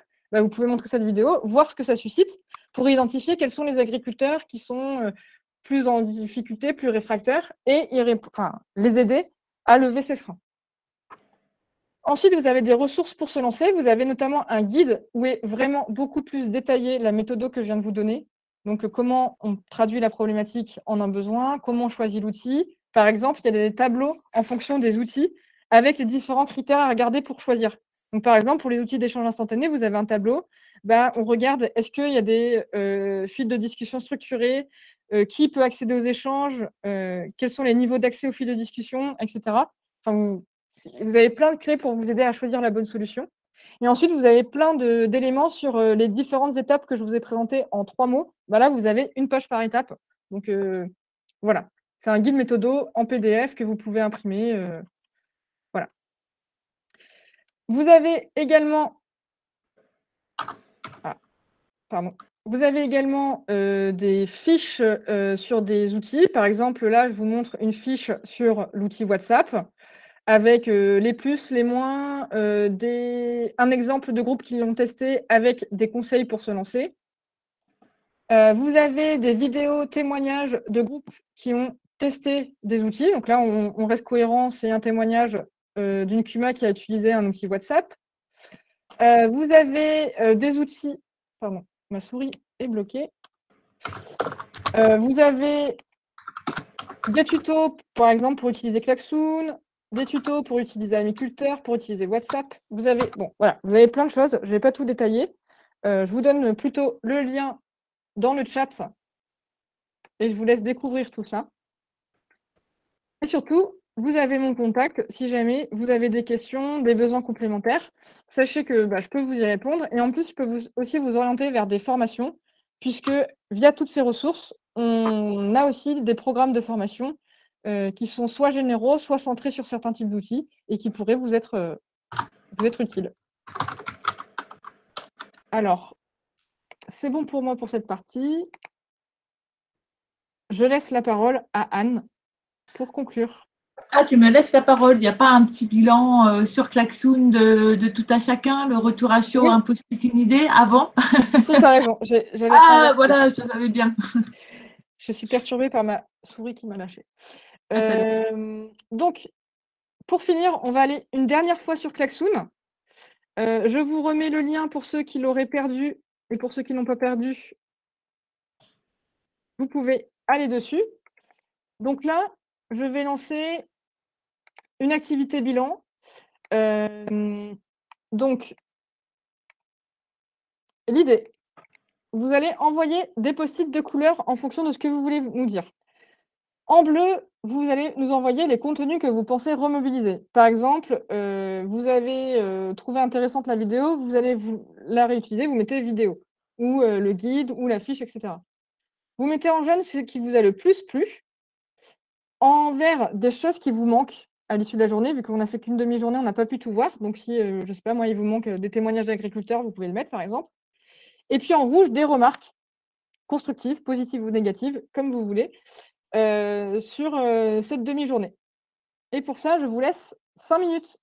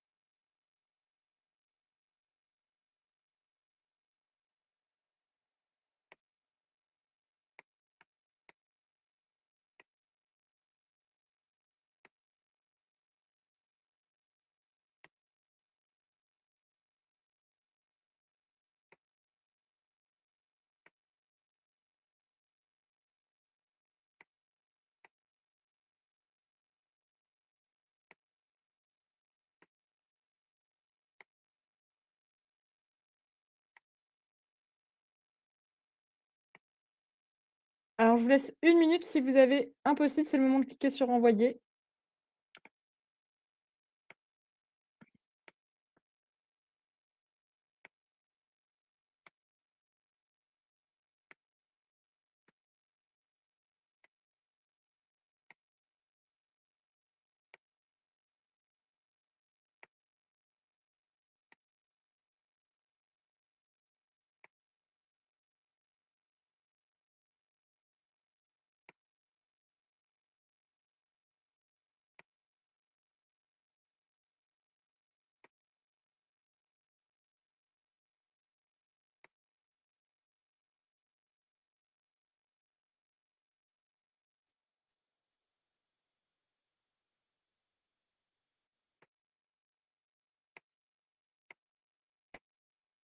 OK, et ben, je vous propose de débriefer. Si jamais votre post-it précisément, vous ne le voyez pas d'inquiétude, c'est juste que, il avait déjà été mentionné et qu'il est dans un paquet. J'ai juste pas eu le temps de tous les mettre, mais ils seront bien tous, étudiés, par nos soins après la réunion. Alors, globalement, ce que vous, retenez, donc, ce que vous allez utiliser pour plus tard, il y a, les ressources qui sont sur, Trello, en particulier la vidéo, le guide, les schémas, que je vous ai présentés là sous forme de carte mentale autour des types d'outils et les types de besoins, le récap des outils numériques. Ce que vous allez garder aussi, c'est avoir en tête les étapes pour prendre, sa décision, la méthode pour choisir un outil, adapté. Vous retenez aussi les témoignages. Vous avez évalué dans le groupe défi l'intérêt d'un groupe WhatsApp ou autre, évaluer les besoins avec eux, communication interne, communication externe. Et puis, vous avez noté, c'était important de souligner qu'il faut partir des besoins des agriculteurs. Je vérifie que j'ai rien oublié en bleu.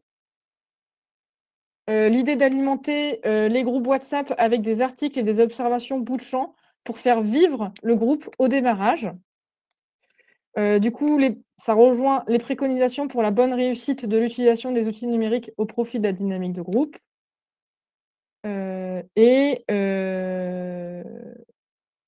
Voilà. Ensuite, ce qui vous a le plus plu. Alors, vous avez été plusieurs à souligner le fait que c'était un webinaire interactif, malgré le fait qu'on est à distance et que ce n'est pas forcément le format le plus propice à l'interaction. Vous avez pu voir que c'était quand même possible. C'était notamment possible via l'utilisation de l'outil Klaxoon qui semble vous avoir plu. Voilà. Le fait qu'il y avait des formes variées dans les présentations. Ensuite, concernant le contenu de la journée, ce qui vous a plu, c'était les retours d'expérience. Cette partie-là, la table ronde, vous l'avez appréciée. La partie sur les besoins, le fait qu'on traduit les besoins, l'approche, outils à mobiliser en fonction. La présentation très claire de l'analyse des besoins et de la manière d'y répondre.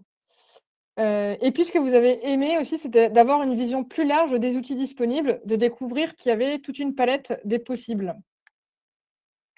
Par contre, il vous a quand même manqué des choses parce qu'en une après-midi, on ne peut pas tout faire. Ces choses-là, qu'est-ce que c'est?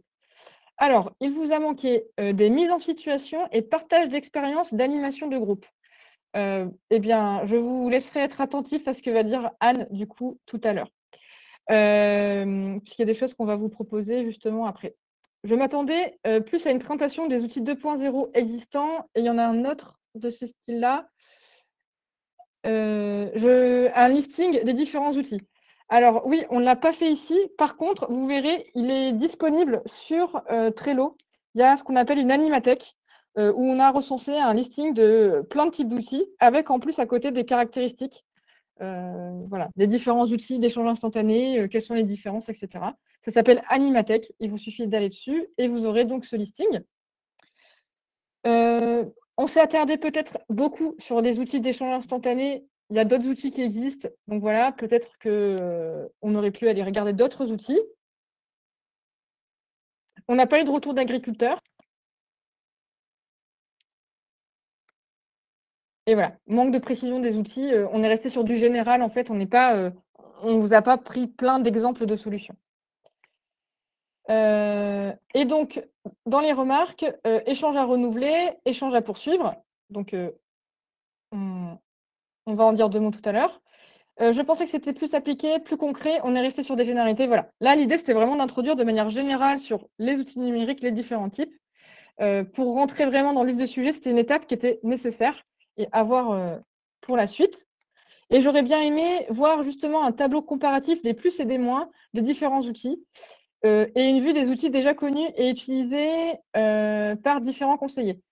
Et ben, du coup, le tableau des plus et des moins, avec le brainstorming qu'on a fait, on en ressort déjà pas mal. Donc peut-être qu'on pourra le remettre avec la présentation que l'on enverra, puisqu'on vous enverra le PowerPoint et l'enregistrement de la journée. Du coup, peut-être que vous aurez accès en fait au brainstorming et ça vous fera une partie des plus et des moins, à voir si on en rajoutera. Voilà. Ben, merci Aurélie pour toutes ces apports, ces contenus. Merci à tout à chacun d'avoir été attentif et participatif et collaboratif. Un des engagements en début de réunion, c'était de terminer au plus tard à 16h30. Donc, l'objectif, c'est bien de tenir ce premier engagement. Donc voilà, merci à tous du coup d'avoir respecté tous les délais, les interviews pour ce webinaire. Donc comme l'a souligné Aurélie, c'est bien un webinaire de sensibilisation.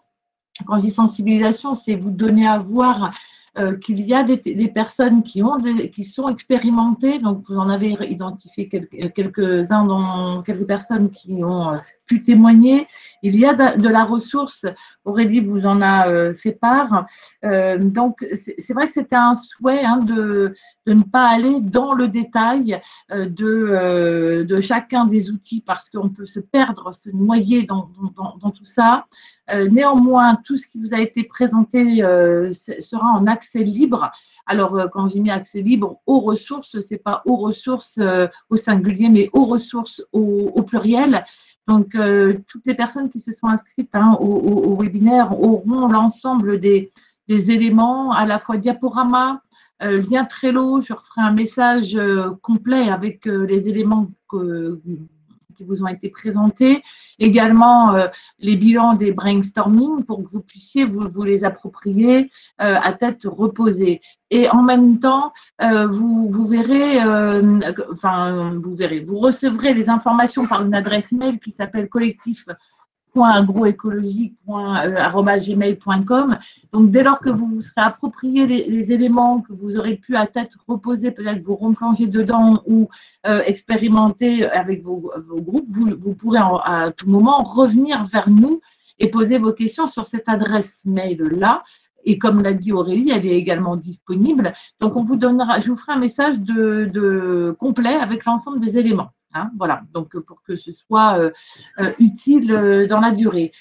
D'autre part, comme je le mets en conclusion ici, j'ai indiqué que vous pouvez faire partie du réseau des animateurs collectifs agroécologie, parce qu'effectivement, il y a un réseau qui existe. On a parlé de 180 collectifs en Bretagne. Donc, c'est aussi une incitation au-delà de cette journée à vous engager dans des réflexions de groupe avec les exploitants agricoles de vos territoires vers des projets qui les conduisent vers des nouvelles pratiques, des réflexions systèmes.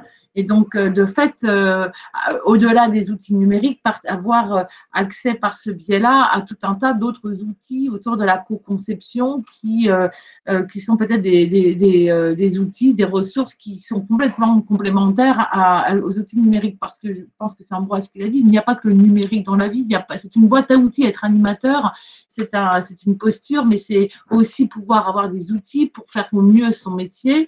Le numérique, c'est un outil, mais il n'y a pas que ça. Il peut y avoir d'autres outils de co-développement, de co-conception. Et donc, c'est pour ça que dès le 13 janvier, donc comme déjà a fait un peu un teasing là-dessus Aurélie, le 13 janvier, et pour le coup en présentiel, on proposera 2 temps sur une même journée, plutôt des temps d'atelier où là, on sera sur plutôt de la mise en pratique, des mises en situation de contenu on doit le construire. Donc, c'est pour ça que toutes vos remarques, même postérieures au webinaire, seront utiles et nous permettront d'apporter des compléments pour que cette journée soit vraiment pertinente. Et donc, une demi-journée avec des temps d'échange, d'ateliers, on met les mains dedans et on va tester les outils. Et une deuxième partie de l'après-midi, plutôt sur des outils non plus numériques, mais plutôt des outils méthodes autour de la co-conception avec comment ces outils de co-conception peuvent accélérer, accompagner les transitions agroécologiques. Donc là, Dominique, que tu l'as pointé comme une question, peut-être que le 13 janvier, ta présence, ce sera vraiment indispensable parce que nous allons aborder cette question-là de la co-conception et le numérique est un des outils pour y arriver, entre autres. Donc, notez dans vos agendas le 13 janvier, gardez en mémoire dans vos contacts l'adresse collectif agroécologique, puisque vous allez recevoir de la matière, mais gardez cette adresse pour pouvoir échanger et nous solliciter pour tout un tas de questions ou de mise en relation qui vous viendraient après ce webinaire. Parce qu'effectivement, ce webinaire n'était qu'un webinaire de prise de contact, de sensibilisation. Donc, j'espère que vous n'êtes pas trop frustrés, mais revenez vers nous et revenez avec vos questions ou vos témoignages. Ils seront pris en compte et alimenteront la journée du 13 janvier. Voilà.